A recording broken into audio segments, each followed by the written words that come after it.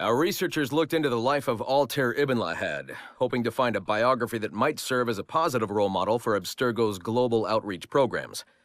Unfortunately, this renegade assassin proved to be no such thing.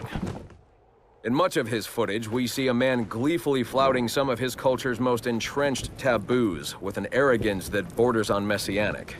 Altair, no! This is not our way! To burn a man's body is forbidden!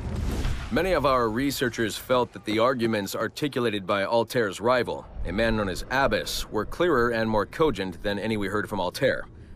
I've recently put in a request that more effort be dedicated to locating one of Abbas's descendants, if any exist. It's clear to us that Altair's transgressions were the primary motivation behind the ultimate dissolution of his despicable order by the middle of the 13th century. We therefore strongly recommend a pass on this property, in favor of a more agreeable and inspiring figure from this era.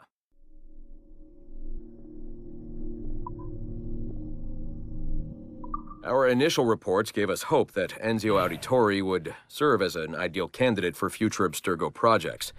His charisma, sexual magnetism, and wry humor gave him all the qualities of a leading man. However, his corruption by the assassin order robbed him of these qualities as he fell deeper and deeper into a spiral of revenge. Enzio was frequently known to articulate a passive acceptance of evil. He was also a man of ugly contradictions, one who preached free thought, yet traveled well beyond his home country to proselytize his corrupted creed, just as he's doing here with this impressionable Chinese girl. Notice, too, that in his gestures and bearing there is still something of the old lecher in him. Enzio's entire personality is built around pure demagoguery, claiming his philosophy is about love when violence and coercion are his primary means of tackling problems.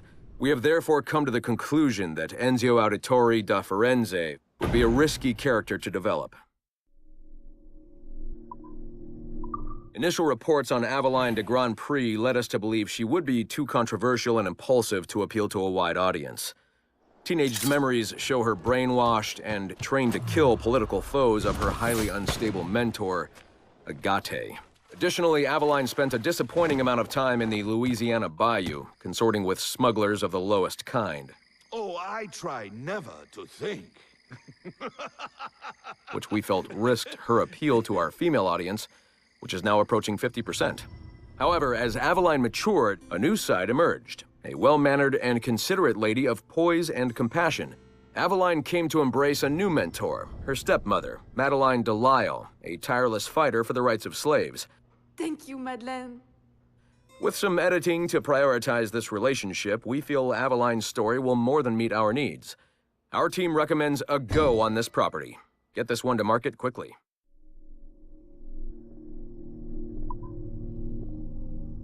Our initial research into the life of Ratana Gaydon focused on a period spanning his late teens to his early 30s, but our researchers came away unimpressed by his calm and stoic demeanor, with occasional flashes of extreme anger.